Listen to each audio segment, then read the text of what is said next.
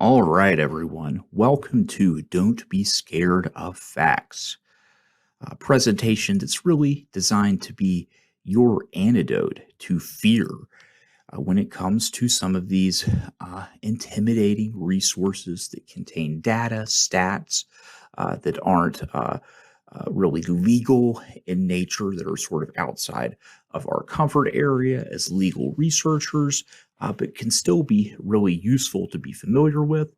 And this is going to hopefully get you to be a little more comfortable using data, using stats, using these types of studies. With the specific purpose of using them for your tort reform project for this class. So let's go ahead and get going. Let me briefly introduce myself. My name is Gerard Falk, not a scary guy at all. I'm the Instructional and Digital Services Librarian here at GSU. And if you have any questions, whether they're questions about this particular presentation and some of the content that's covered, or they're just a question about research or a question about legal research or the law, please don't hesitate to reach out to me. I am happy to help you. My email is right there. That's the easiest way to contact me. So just a quick roadmap of some of the topics that we're going to cover in this presentation. First, we're going to talk a little bit about the different types of studies, the different types of articles and research that you're going to find out there, and some of the resources and tools that you will use for finding them. And our focus here is going to be on two fields that have a lot of relevance to the tort reform movement and the study of the effects of that movement. And those two fields are the field of medicine and the field of economics. Then we'll talk about some additional sources for data, for stats that are really useful for you to be familiar with. And then I will offer some thoughts on how you might go about evaluating this research, how you might go about thinking about the stats that you run across, and how you might gauge the quality of some of these articles that you find in your research. So first things first, researching medicine. This is a complex field and can be a really intimidating one to research even as a librarian, but it doesn't have to be a nightmare. Let's take some of that fear out of the equation. So you can really fit most of the medical studies that you'll run across into these two very broad categories. And the first one are observational studies. And this is a situation that is already happening out in the world. And then researchers are collecting data on something that they find to be interesting that is actually already occurring. They're not intervening in any way in that situation or event. They're just collecting that data in order to test some hypotheses that they have about why something is happening or how something might be affecting something else. And that's where it differs from your experimental studies, because in those studies, the researchers do intervene. For example, they may give some participants a drug or a certain type of treatment and then give others a placebo. That's an experiment for an experimental study. And the reason they do this is that it allows them to much better isolate the effect of that particular intervention in a much more concrete and convincing way. So in general, your experimental studies are going to be considered to be much stronger evidence than studies that are more observational in nature. Now, you will run across a pretty wide variety of different kinds of specific studies, and we're not going to go over all of these in detail, but I do think this provides you with a helpful way to think about the different types of studies that you might encounter, to go ahead and try to situate it in the spectrum that runs from the strongest conclusions, the most experimental types of studies, all the way to the weaker conclusions and the more observational kinds of studies. So all the way from like a randomized controlled trial, which is kind of the gold standard, the gold standard of an experimental study where a group is randomly selected to receive a treatment and others randomly selected to receive that placebo, all the way to your most observational and anecdotal types of studies like case reports, which are essentially just a detailed history of something that happened to a relatively small number of individuals.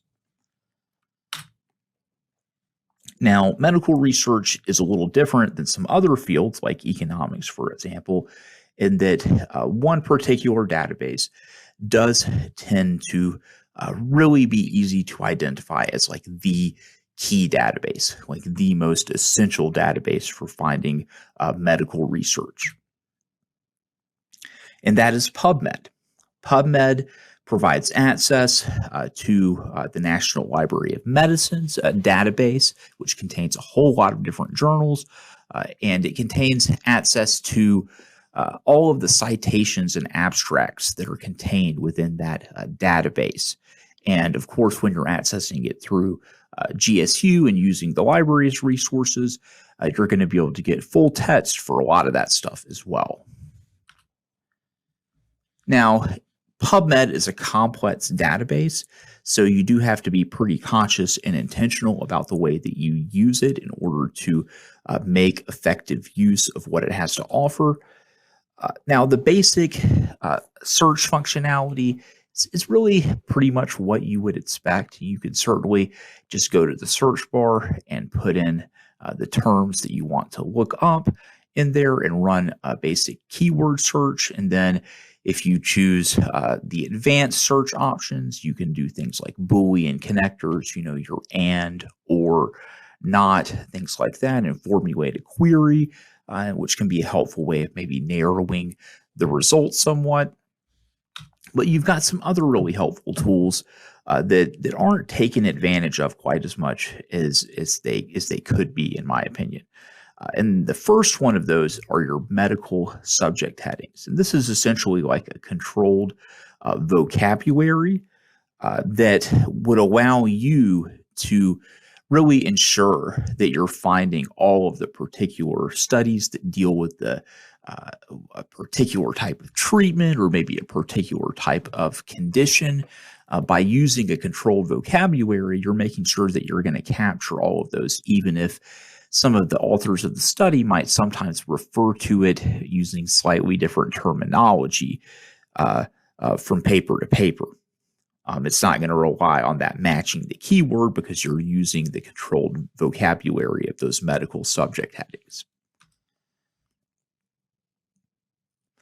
Next, we have another way of utilizing this database called clinical queries. And this is a specialized tool that allows you to locate particular types of studies, particular types of reviews. So if you're really looking for only, these randomized trials, you could really focus your research to that end and only locate those instead of casting such a broad net in terms of the types of studies that you're looking at. And when it comes to this stuff, when it comes to using PubMed effectively, constructing effective searches, the main library has a really great research guide that I would encourage you to take advantage of. It contains some tutorial videos and a lot of information on how to use these different features and how to make sure you're really taking full advantage of everything this really powerful database has to offer. So after telling you a little bit about PubMed and what it's all about, I did want to show you what it looks like in action and what some of these different features look like when you really use them. So you'll see that the overall setup of the PubMed website is probably pretty familiar. You have your search bar where you can enter search terms to try to find different journal articles and different studies, and you can access some of the more advanced features of PubMed by going to this advanced search builder, which allows you to conduct some field-specific searches and do some other really fun and cool stuff with the index that you can see here. And if you go below that search bar, you see some different resources as far as help materials, as well as some pretty advanced tools for finding resources via PubMed. And there are many different tools that can help you to more effectively use PubMed. But I want to focus here on the mesh subject headings database that I mentioned in our earlier slides. So I'm going to go ahead and click on that. And once you are on this mesh database page, you're now searching just the subject headings database. You're not searching all of PubMed. And you also get easy access to a lot of great resources that are just easier to find once you're on this page, as far as different videos that give you tutorials on mastering different aspects of PubMed and using this platform for different things. And as you can see, many of these videos are quite short. So if you're having difficulty using PubMed, you might want to check out these help materials, these tutorial videos, and see if there's something that might get you on the right track and teach you how to use some of these different features.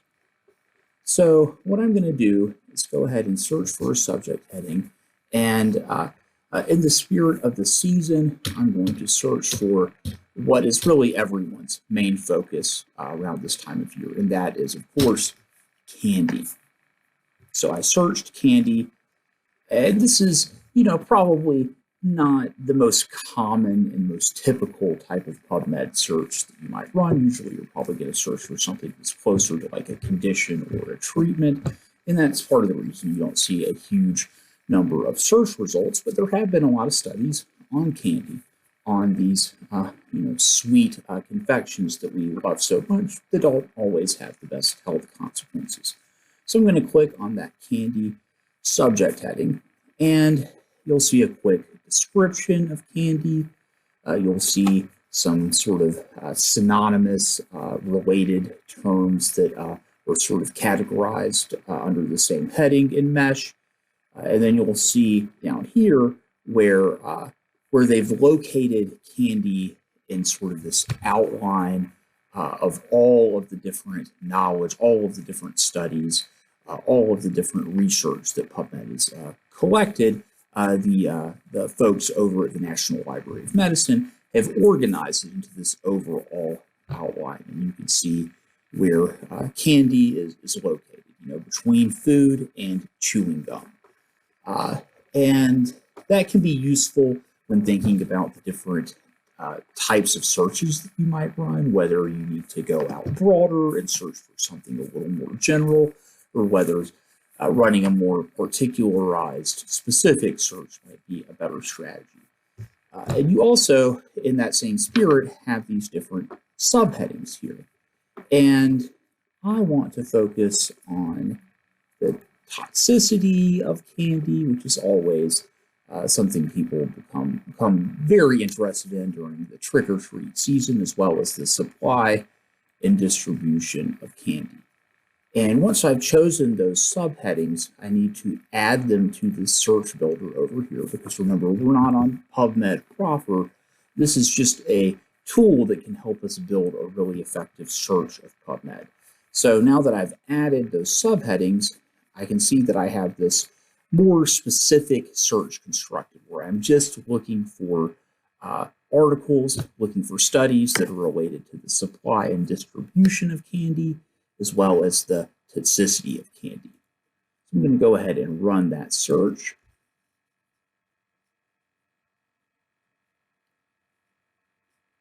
And here we go. See that netted us 13 results, 13 different articles, depending on the generality of your search and how you construct it. This is it has a lot of resources on it. So like the relatively concise number of results here, so it's really reflective of what you'll find. And that's the reason you might need to make use of some of these different filters. So you might want to focus only on the newer studies, the newer articles. You might want to focus on just a certain type of study, and you've got these filters which can help you to focus your search. And let's take a look. This one here, the presence of candy and snack food at checkout in chain stores. And let's see, we have an abstract. We have some similar articles. That can be helpful if you find a good article. Looking at the similar articles that PubMed has identified for you could be a good lead on your research. Then you have your cited by articles, which are articles that cited the article that you're looking on, and that can help you to sort of follow that lead and expand your research by looking at articles that are often going to be sort of in the same vein and concerning the same topic because they're citing the relevant article that you're looking at. And very helpfully, if you're on campus or if you're using this with a VPN, if you're off campus, you'll often have access to full text via PubMed. And you'll see a link that will allow you to access the article within the university library's collection. So I'm going to click on that Springer link and see if we can get access to it. And here we go. Looks like we do have access to that full text if we want to look at it. And have a handy outline of the different sections of the article if we want to view those. Some of those we have discussed in the slides.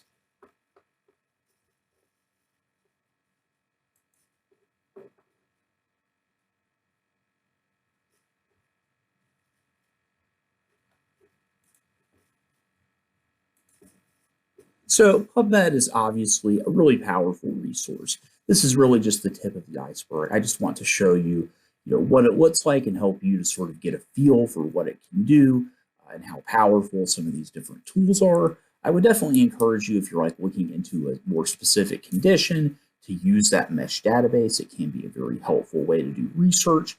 If you're having trouble using PubMed, I did mention that helpful research guide that the main campus library has, but I would also encourage you to reach out to me, to stop by the reference desk at the library. We're certainly happy to help you with this resource. So, please don't be a stranger.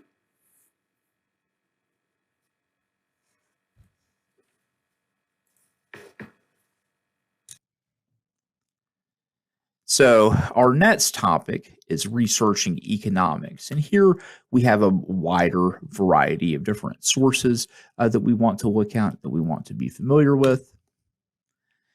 But we also want to take a step back and look at some of these broader categories of studies as well. And there's going to be some overlap with what we saw in the medical field.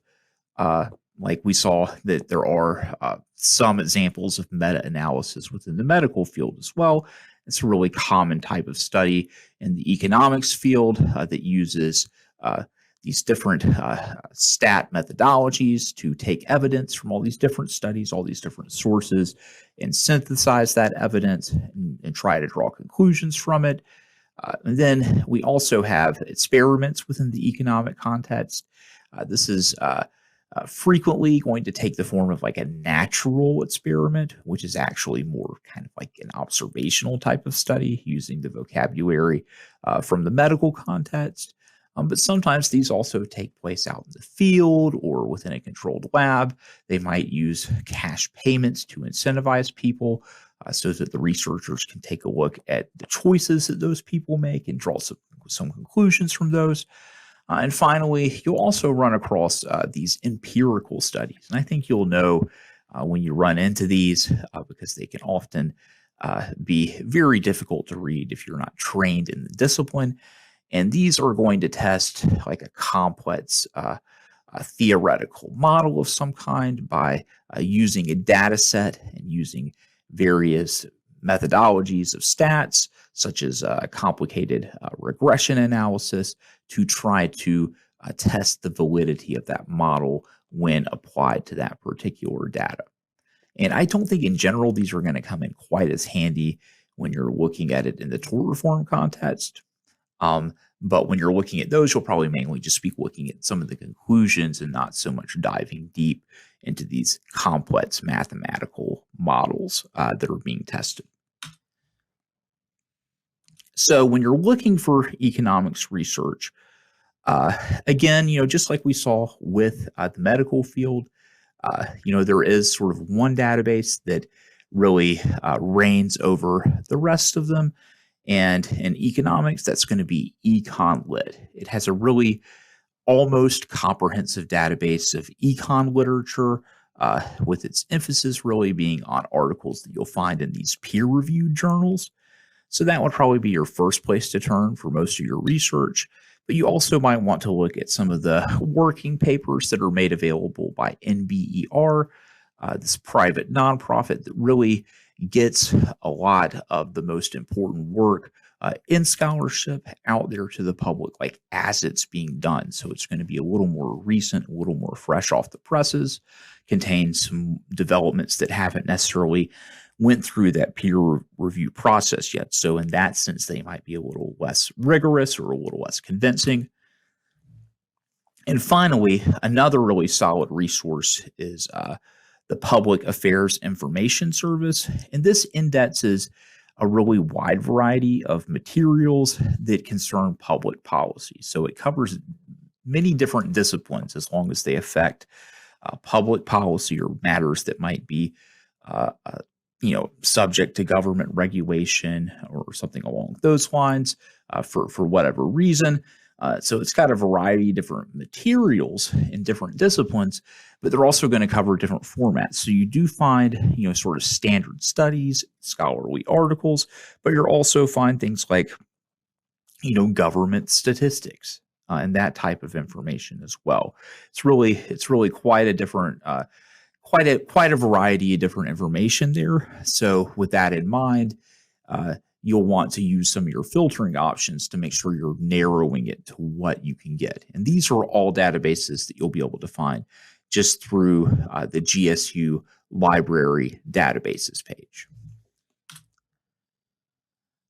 Another thing that you should have on your radar when it comes to thinking about economics research are these key economic indicators, which you can often use the websites that I have linked here to look at on a narrower geographic level or through a different demographic lens. So you'll have some options for filtering that data and visualizing it.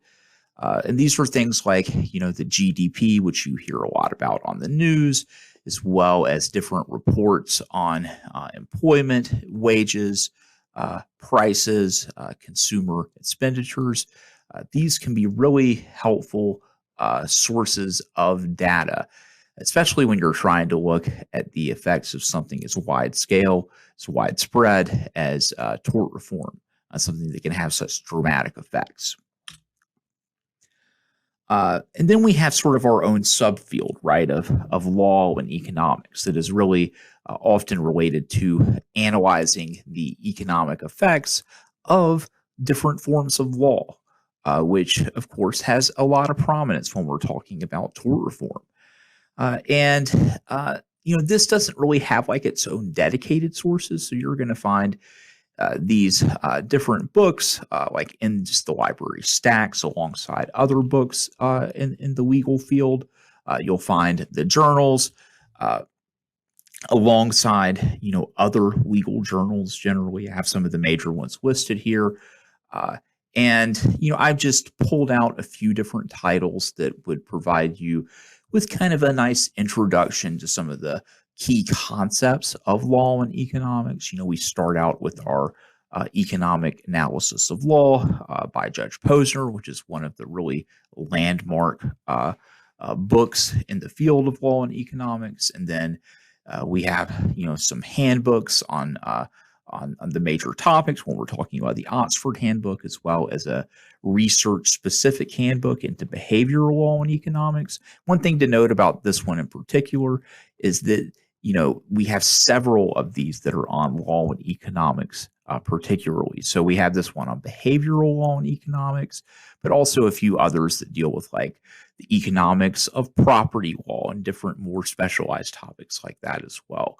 So these might be some good places to turn if like you're really attracted to the economical aspect of this type of stuff, and you feel that the sort of analytical framework provided by law and economics provides like a good vantage point to what you're trying to look at. That's just a few resources that have a little bit of everything in them. The first one is ProQuest, and the second one is EBSCOhost. And these are two sources. Again, these are going to be found through the main campus library's page of databases. And these aggregate a whole bunch of different resources, a whole bunch of databases from many, many different disciplines that contain many different types of articles and things to the point where they can be a little overwhelming to use. But they contain all these different databases, and they pull them all together and allow you to just search them all at once. This isn't always the most effective way to use them. Sometimes you'll want to start out by trying to filter things down and narrow the sources you're searching a little bit before you sort of undertake the proverbial wild goose chase. But these can be a helpful place to turn if you're just not finding anything in sort of the usual places that you would look. Although I would caution, we did emphasize PubMed in terms of medical research, and I don't think either of these is really going to capture much of what's available in the medical field in a way that's in any way comparable to what you would find with PubMed. Now, we also have some other kind of more general sources of stats, like the historical statistics of the United States, which contains a lot of quantitative facts of American history. They're all cross-referenced, they're all indexed, got a lot of easily searchable tables with documentation, coverage of topics like migration, health, crime, things like that. It's a really useful source. And then we've got the Statistical Abstract of the United States, which is a really comprehensive collection of stats on social, political, economic conditions. It's really well known among researchers. That's one really nice thing about it. People will know exactly what you're talking about, and it's really highly valued. These are some really good stats. Again, you can find this and use it through the university library, as with pretty much all of these sources. And then another one that most people are at least somewhat familiar with are the data that you can get through the Census Bureau. And we've got a really useful platform for navigating that called the Social Explorer that you can also utilize through the library's database list. And then we have these other sources that are a little more oriented towards visualizing data. And of course, it's not like a bright line from one type of source of stats to another. Some of the compilations contain, graphs and tables as well.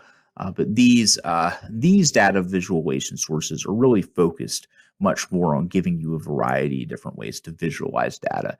So Policy Map is this great data/mapping tool that allows academic institutions like GSU to access data about communities, about markets across the U.S., and you can use it for research, for business planning, site selection, impact analysis, because it's got a wide array of different stats and different data that you can look at in terms of these geographic maps.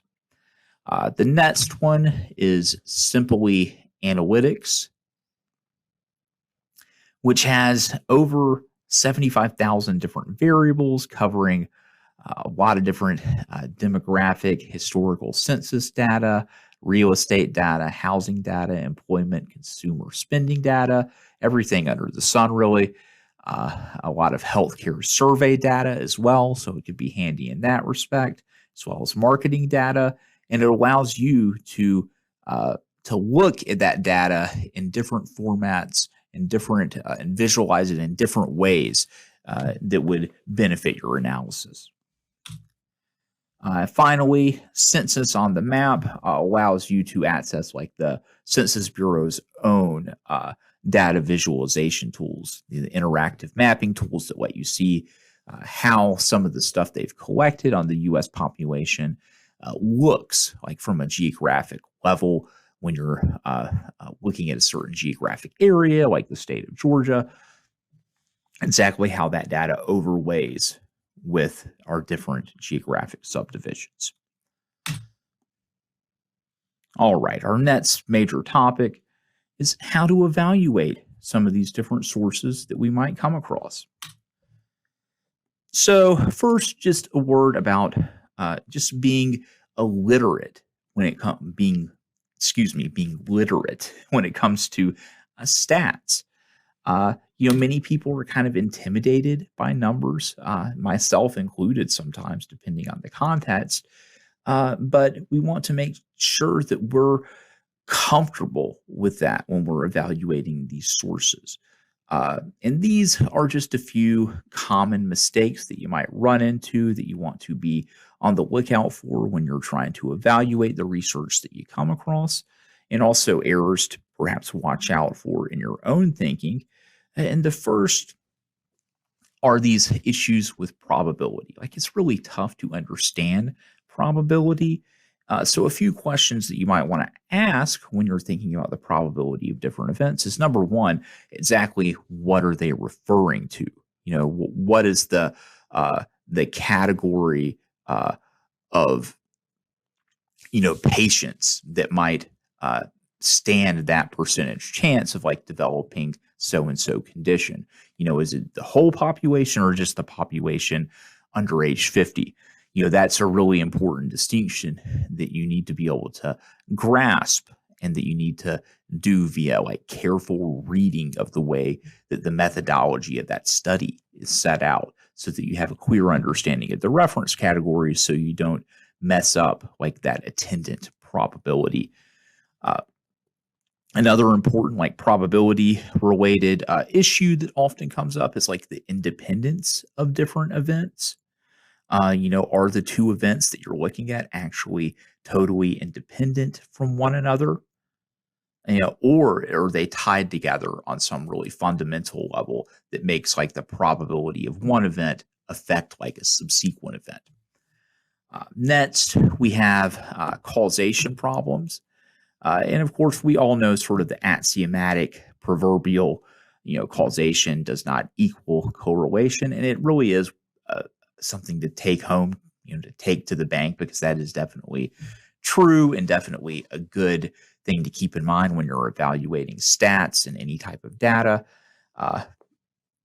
But a sort of more inclusive way to put that same kind of basic idea is that you don't want to mistake like an inference that you can make from data, that you can make from stats, and see that as like a deterministic, inevitable type of causation, because the two are really, not the same thing.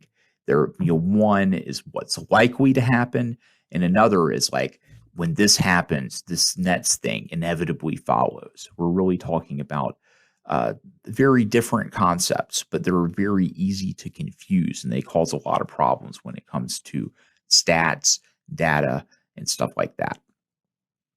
Next, we have like sample size issues. Is it a super small sample? Does it appear to be biased in its composition? It's definitely one problem that you run into very commonly, and one thing that you'll want to consider when evaluating the different studies that you encounter. And finally, issues of interpretation. So you don't want to make conclusions that go beyond your data. And one way to ensure that you avoid that is to acknowledge the uncertainty that attends all of this. Like, stats are all about probability. They're all about likelihood. They're all about painting a picture with the data. There's not a lot of certainty when we're talking about stats. It's mostly uncertainty. And the more that that's really integrated, that recognition is integrated into your analysis, the better it's going to be, the stronger it's going to be. And just one variety of that comes up a lot is when you take results that apply to one certain population, people over age 50, and you end up extrapolating that and applying it to a broader population, maybe everyone or all adults, than the one that you actually studied and got the specific data on. So make sure that you realize, those results are really going to be a lot more convincing if they're applied to the actual participants in the study as opposed to the population writ large. But more than any of that, I mean, there are a lot of errors that you can make with numbers and stats, but a really common thing and sort of a broad overarching theme to how you should think about stats is that we're not just thinking about the math skills that you need to have to understand some of this data, to understand this info, but we're also thinking about how and when this occurs. We're thinking about the social context of the data, because that's really going to tell us a lot about how it should be interpreted. And that's an important element of thinking about the research that you find that often kind of gets left out of the equation because it just seems so much less precise and quantitative, but it's so important, so important. Okay, so we talked about some specific concerns when it comes to evaluating data, when it comes to evaluating stats, and some of the errors that we've run across. But what about evaluating research just more generally? So we're just kind of going to go piece by piece, looking at the different parts of an article that you run into. Of course, the first one is always the abstract. We're skipping here in this PowerPoint, but it is something that you should pay close attention to. It provides you with a quick way to get a sense of what a study or article is about overall, and just quickly situate it within the context of your research overall. But if you need even more purpose, even more context, the introduction is always going to help to tell you, what the state of the field is, what the current literature looks like, the purpose of the article overall. Significantly, it's also going to clue you in on what the hypothesis is. So you really need to make special note of that in order to fully understand an article. And then next, you want to make sure you really carefully read over and understand the methodology. You want to ask yourself questions like, is there a key variable that will really seem to affect the outcome of the study that just isn't present here in the methodology? How does this particular method compare to the methods that you've seen in similar articles? So on one level, your ability to evaluate a particular article is really going to depend on you reading a little more widely than that, so that you better have like a baseline provided in these different articles, which you can compare the methodology to and see how that methodology differences in it might compare some of the differences in results that you might run across. And that brings us to results. So, first and most obviously, you'll want to ask yourself, how does that result actually relate to the initial hypothesis? One other thing to keep in mind that sometimes students will skip over when assessing research are the different charts and graphs that are often featured to display those results, to display that data, which can be really helpful in developing an understanding of it. Finally, discussion, conclusion. And here, I really think you want to be focused on the connection between these sort of big picture takeaways that the authors are going to present, and the connection between those and the actual hard data that you found that the results indicated. Because sometimes you'll find that the connection between the two is a little tenuous, and that some of those errors that we saw when we talked about stats and the different problems that are often present when we discuss those are going to really come up in this conclusion section, where perhaps the conclusions, the takeaways, the insights are just a little overbroad compared to some of these results, and are the result of taking results from a certain population, sort of extrapolating to a whole society or a population writ large. So that's just a few specific concerns related to evaluating clinical trials, specifically when you're doing research on the medicine side of things.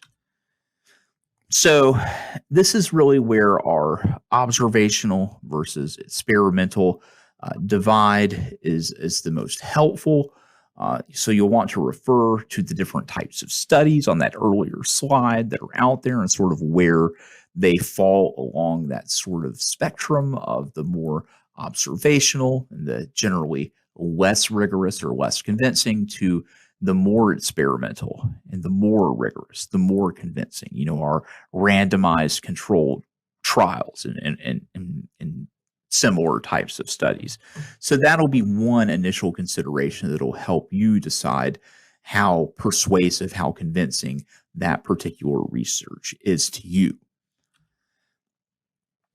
Another important thing to ask yourself is, are all of the results actually even included? This will often be mentioned in either the conclusion, or either the results or the methodology. They'll discuss if perhaps there was some error with part of the experiment or something that confounded the results and meant that they had to exclude some of them from the final results.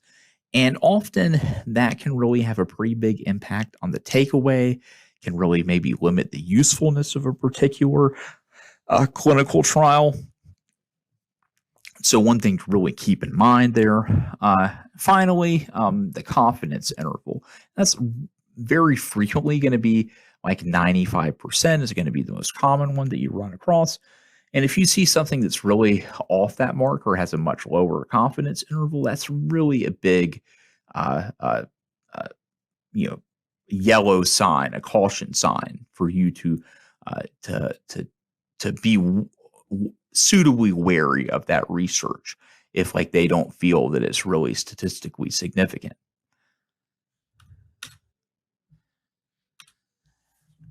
So when we're thinking about these clinical trials, some practitioners in the field have come up with a sort of acronymic method that you can use to think about some of these things, that many of them that we just went over in some form or fashion. But this will give you a more sort of systematic way to go through them. So, think about the problem that the research is trying to address, the population that the study is actually being done on that are participating in the study, the demographics of that population, the nature of the intervention that is actually being studied, any types of comparisons that are being done as part of that intervention. How is the control group being compared to the experimental group and so on, the overall outcome, the results of that intervention, what happened, the number of subjects that participated in the trial, and then the statistics, the data that actually was the result of the experiment. So these are all sort of boxes that you can kind of check off and make sure to look for and think about when you're trying to evaluate these clinical trials specifically. Okay, last but not least, before I wrap up this research presentation, I just wanted to show you something that could be really helpful in your research for this debate. Now, as you know, tort reform, the pros and cons of it, the evidence for and against, this is a very vital debate. And as part of that debate, Florida, not that long ago, they passed a tort reform bill. And I do think that looking at this bill, looking at some of the stuff that was cited as evidence for this bill, could be very helpful in informing your positions during this classroom debate. So I'm going to show you how to find that legislation. So often your best resource for looking at legislation that was passed recently is not going to be Westlaw or Lexis or anything like that, but it's going to be just the website of the state legislature that enacted that legislation. So with that in mind, I am just going to Go here to the Florida Senate. That was just the first search result when I searched for Florida legislation. And I see this search engine here. And you could, run different types of topical searches like tort reform and different things like that. And then kind of go through the results and make sure that you're identifying, the bill that most closely matches what you're looking for. But fortunately, I have read a few news articles about this topic, and I know the number of this bill. So I know it was House Bill 837. That's 837. So I'm just going to change that to House here, and I entered the number 837, and I'm going to run a search. And here we go. Civil remedies. That is indeed the bill that I'm looking for. Civil remedies, really just a kind of roundabout way of talking about tort law. And here we go. We see a brief summary of what the bill is intended to do, the text of the original bill. You've got some glossaries and stuff like that here that you might be able to use. Then you have your bill history where you can see, exactly how this bill went through the state legislature in Florida. Then at the very bottom here, you can see like the final version of the bill when it was actually signed into law and became law in Florida. Now, of course, this session law, this public law that we're looking at, is ultimately going to be codified. It's going to be incorporated into Florida's statutory code. But since this has not fully taken effect, every aspect of it necessarily, it's really helpful to look at this public law, at the legislation that was actually passed. And you can see the way this is formatted. It's telling you the different changes that are taking place, the changes to the statutory language within Florida's code. It's crossing out certain things, doing renumbering, adding different definitions, things like that. So that is the bill itself.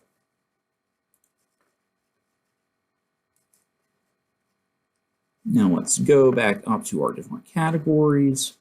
And for our purposes, I think what will be the most helpful here are probably these analyses. So I'm going to click on this Analyses tab. We can see that while different committees were debating and amending this tort reform bill, there were a couple of analyses carried out. Let's take a look at this first one done by the Civil Justice Subcommittee.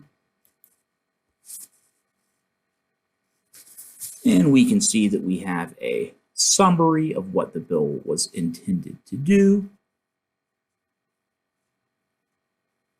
A little more detail once we get into the body of the analyses. And then we have many footnotes where the legislators are trying to provide some sort of evidence for what the bill is intended to accomplish, any judicial decisions that the legislators either disagree with and are trying to sort of remedy with this legislation so that it doesn't happen again, or perhaps in some cases, maybe some court cases in Florida that they think are exemplars of the new tort law approach. In the footnotes here, you can look all of those up just like any other case in Westlaw or just on the internet in general.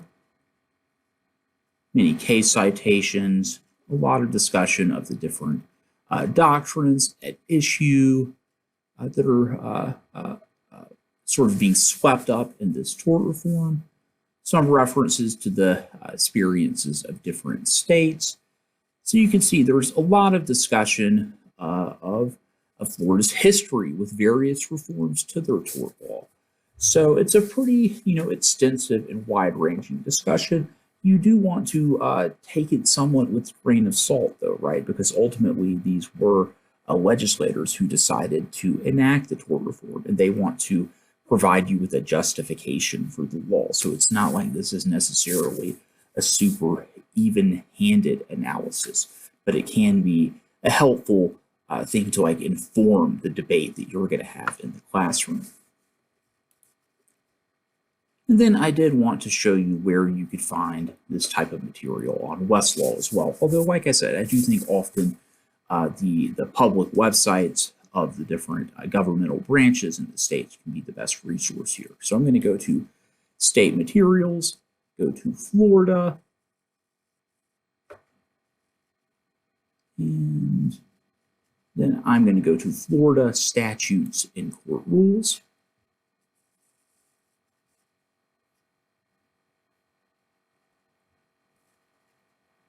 And then I'm going to go to enacted legislation, 2023.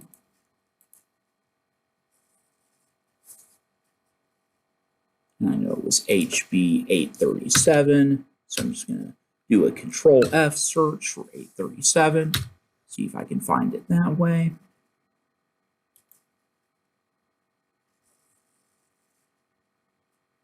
Here we go. The same legislation we were just looking at. We can see the chapter and everything was the same as what we saw there. And you basically got the same document, but the formatting is a little different. In some ways, it might be a little easier to parse, a little easier to read. One really helpful feature that you do have with this enacted legislation is the ability to click on this Statutes Affected tab. And that allows you to very quickly see all of the different statutory sections within Florida's statutory code that have been modified, that have been amended in some way by this legislation.